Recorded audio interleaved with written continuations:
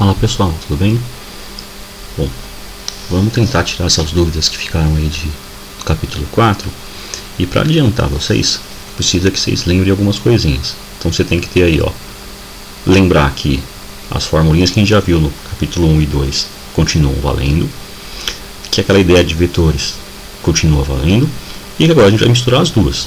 Tá? Então acho que a parte complicada aí, misturar as duas informações, tudo no mesmo problema. Tá? Para começar essa mixagem de coisas aí, então a gente precisa de algumas definições novas. Tá? Então quais são as definições?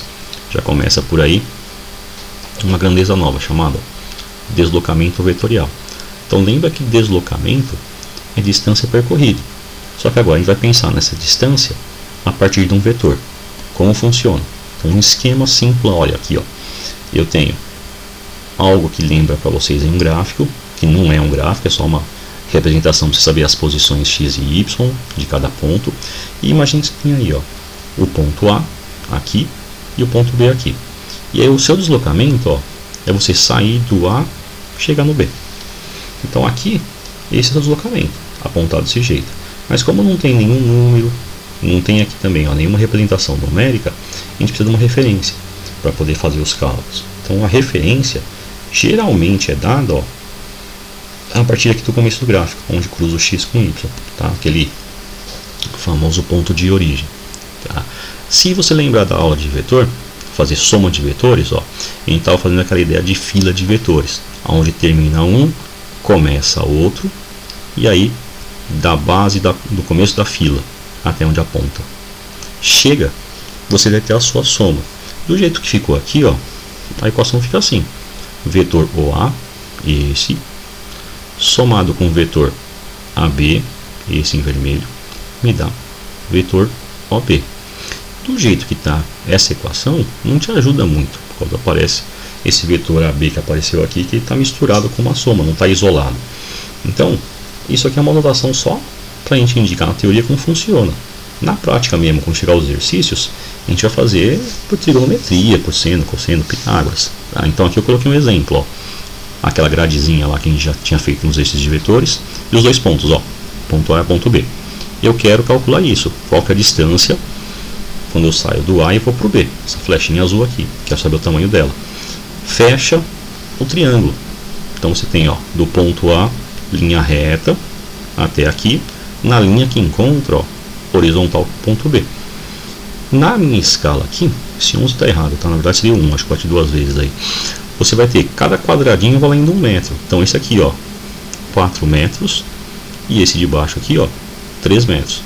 Como tem 90 graus pelos quadradinhos, você vai resolver usando aí o teorema de Pitágoras. Então o AB, que é o que você quer, tem que ser a soma do quadrado dos dois catetos. Como é o 3 e 4, então já coloquei a resposta direto aqui, que é o 5.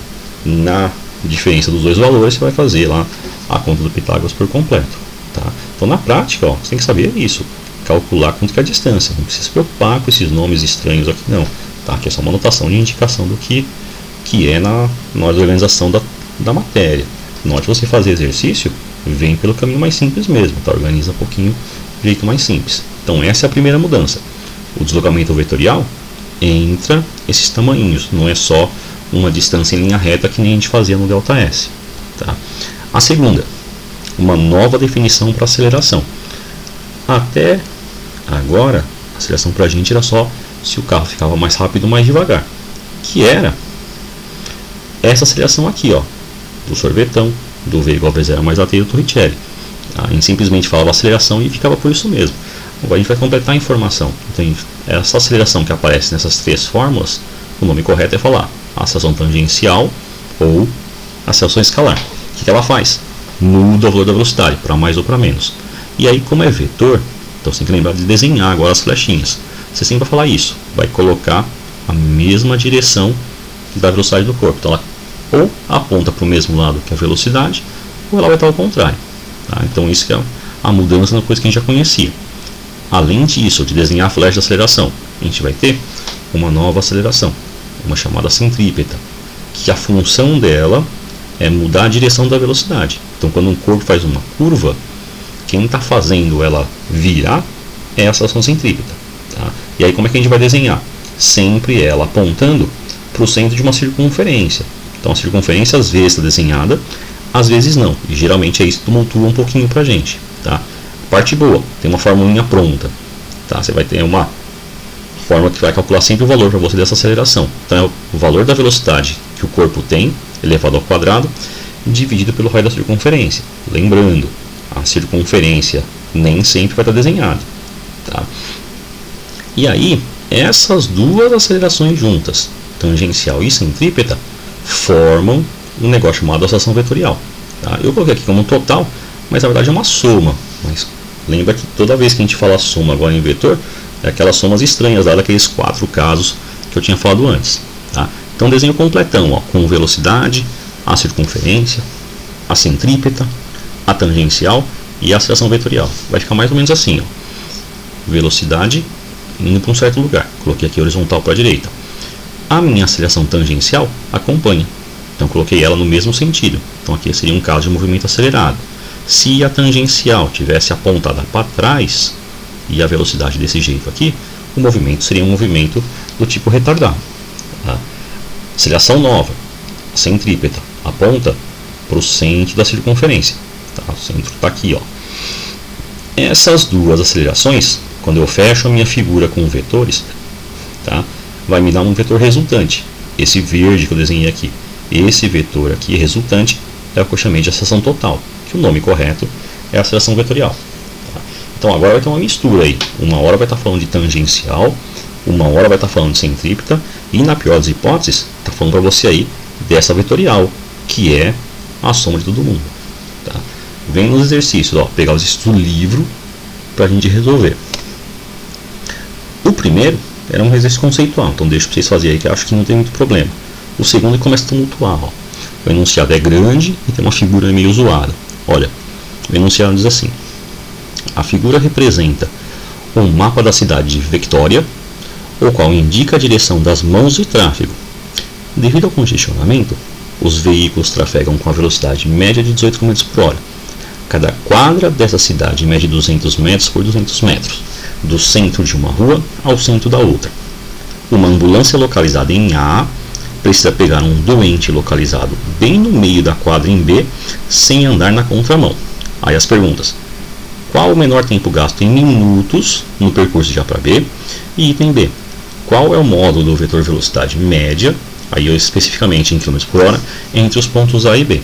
Então aqui, ó, montando o desenho, peguei só ele e dei um zoom nele, ó.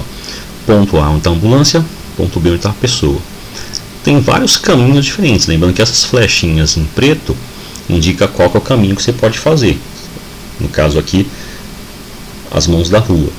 Tá? Tem várias possibilidades para sair de A e para B. Como a questão pede o menor, o menorzinho foi esse caminho. Ó. Vem à direita, sobe, direita de novo, desce. Cada lado do quarteirão vale 200 metros. Então aqui eu tenho, ó, 200, 400, 600, 800 e o B é na metade do quarteirão. Então tem mais 100 metros aqui. Então total de A para B, por esse caminho, 900 metros. Fazendo a conta, ó, delta S por delta T, tomei o cuidado de fazer, ó, em metros por segundo, já que ele pede para o seu tempo em minutos. Então os 18 km por hora divide por 3,6 me dá os 5 e os 900 metros estão aqui. Tá?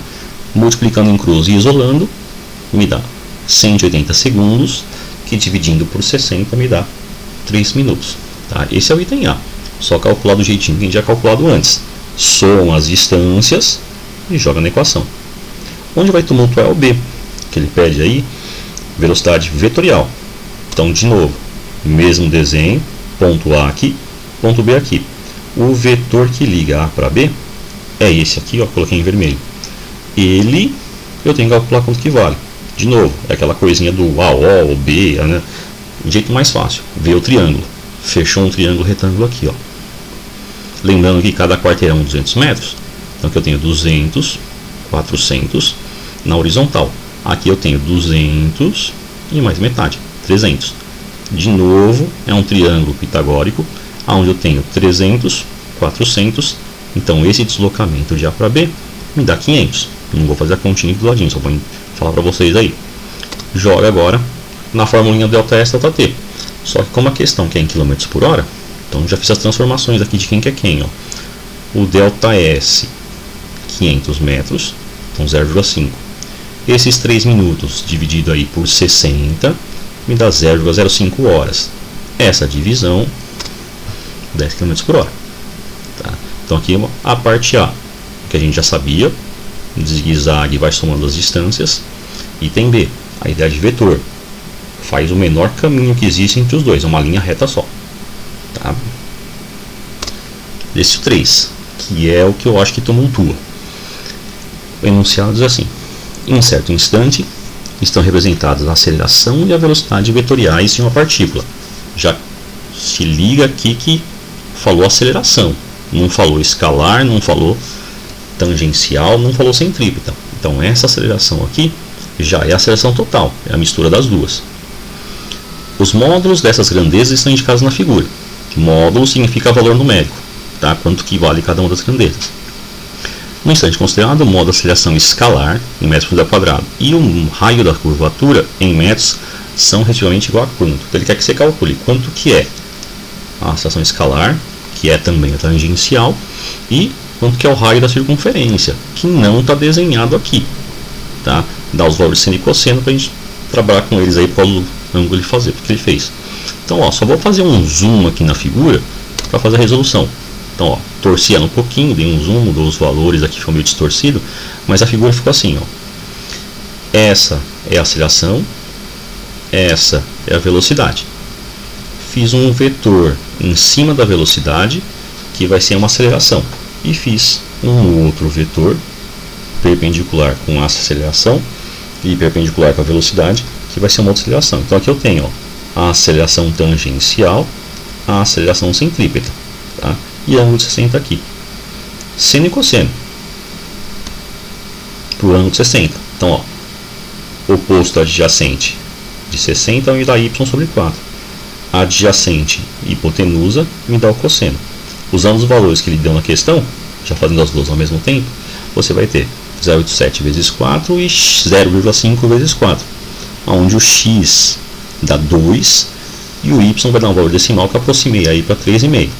Tá? Então, dois valores. O meu x e o meu y, os dois são acelerações, porque vieram do valor do 4. Agora tem que lembrar quem que é quem. Então, ó, quem acompanha a velocidade é a escalar, quem é perpendicular é centrípeta. Tá? Só que a questão pediu, então, além do valor da aceleração escalar, que é o 2, ela quer o raio da circunferência. Então, a parte da centrípeta, joga na equaçãozinha dele, v quadrado sobre r, substitui os valores. O raio aparece aqui. Tá? Elevando ao quadrado e multiplicando em cruz, chega nesse valor aproximadamente de 29. Aí, no caso, a alternativa D é a alternativa correta. Tá? Dá uma pensadinha aí depois, reassistindo o vídeo, vê se pinta dúvida. Acho que com esses dois aí acho que dá para dar uma clareada. Aí depois vocês tinham as dúvidas comigo aí por WhatsApp. Até mais, gente.